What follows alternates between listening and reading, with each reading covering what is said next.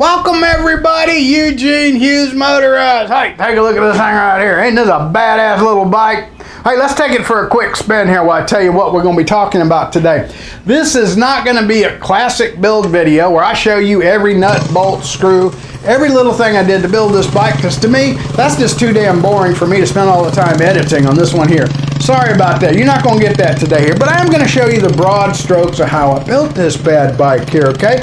Now, I started off my bike building career, one of my first builds was this bike here, this little McCargy Hero 20-incher that I put a 49cc 4-stroke on. I built it for a buddy's grandkid, and he had fun with it for a long time riding a bike here.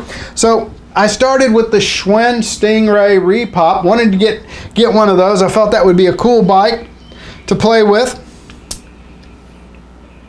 It started out as an orange colored, this orange metal flake colored here. Here's the original down tube here. And the original seat, my dog Bo Cephas decided it would make a great chew toy, so he chewed the hell out of the seat. So I needed to get a new seat, and I got this red sparkly seat right here. So I said, you know what, hell, what's gonna look good? So we went ahead and painted it red. So that's why we got a red bike. Didn't stick with the orange color we got here. Now, one of the first things I had to do was cut the original down tube out, right? So the original down tube went right about there somewhere, okay?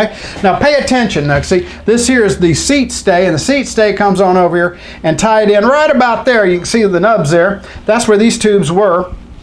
I had to bend it up a little bit to get the engine to fit. Now, speaking of making the engine fit, there were some design considerations. One I had to keep in mind, obviously, since we want to ride it here, we want to have the chain line up from your output of your transmission to the sprocket, okay? So 1 3/8 out of the center. So I had to keep all that in mind when I set everything up. Now, I wanted to use the original mounting plate that came with the kit, so that way I can have some adjustability to be able to adjust the engine front and back, so that way I can, help with keep my chain adjusted properly. Now, I had to get the engine forward and down so it would fit underneath these tubes here. Now, I did have to bend these tubes up about 1 inch from the original location to give me enough real estate to fit the engine in and have the choke and everything clear there. Now, another important part of getting this thing to fit here, since we don't have much room, is leaving room for the exhaust. Now, the original exhaust would have mounted right about there. Got a problem. Won't be able to turn the bike. So we got rid of that. And I fabricated up this little guy here out of 1 inch steel tubing. I think it looks pretty good. Nice open pipe here. And of course, we don't want the front tire to rub up against our new down tube there. And speaking of front tire, front wheel, I got this here Worksman heavy duty steel rim with a Sturmey Archer hub brake laced in there. That is a fun little thing here. Not only can we tear ass through the neighborhood, we can stop real good, okay? That to me was important. So I got out my baling wire, and I got me a high-tech template to figure out where to put the engine on this thing here, and that we got enough room to mount it. So I've guesstimated what I would need to make everything fit so we're not rubbing against the doggone front wheel and all that good stuff here. And yep, buddy, I got just enough room to make this thing fit. Now I'm going to use that in order to bend my tubing. Now, the original down tube measures .063 plus the powder coating .068 on it, wall thickness, and the new tubing I'm putting in is just about twice as thick, coming in at .122 wall thickness here. So we've got some good thick steel here for the down tube. I've got a very sound bike here, okay? Now then, I bent the tubing, welded it in. We've got that in place there. So the first thing I did is I welded in this lower rib here, and that rib is where the mounting setup is going to be, where I'm going to put the original stock plate. So it's going to slide back and forth. Now, if you look underneath here, you can see here, that's about the shape that I needed here.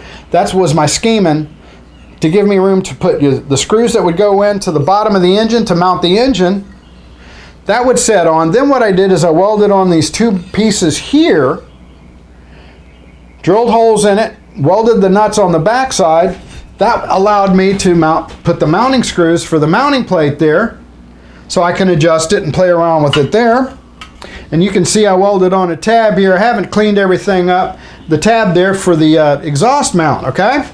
Then I grabbed a arch style chain tensioner, welded that in there. As you can see, I'm using 2 chain tensioners on the bike right now. chain is great. With just one, it was a little bit wonky. I think I may go back and put a skateboard wheel here on the front and put a half link on it, and that'll allow me to get rid of this little bit extra slot and get rid of this rear tensioner here. I think that's going to work out fine for me there. So on the front forks here, I welded in this piece here, drilled 2 holes in it to allow a good secure mount for the brake there to keep the hub from rotating when I hit the front brake. The exhaust, I took a 1-inch piece of tubing, 1-inch OD tubing, bent it up in my tubing bender, got that in nice, open exhaust, everything fits nice in there. The sprockets, I had to play with the gearing.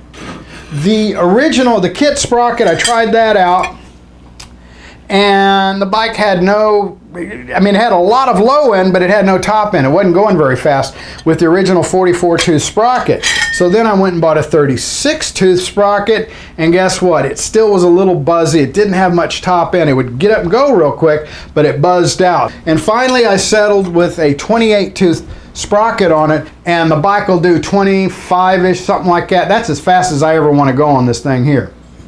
So we got everything welded up. I welded on 2 flat bar pieces here for mounting the gas tank.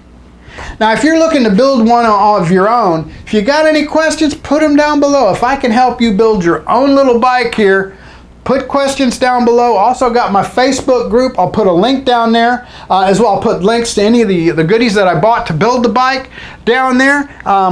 If you like the video, give me a thumbs up. I'm gonna go riding on this bad boy. Hey, be sure and subscribe. Y'all take care. Wear your helmets and all that good stuff. Take care. Bye.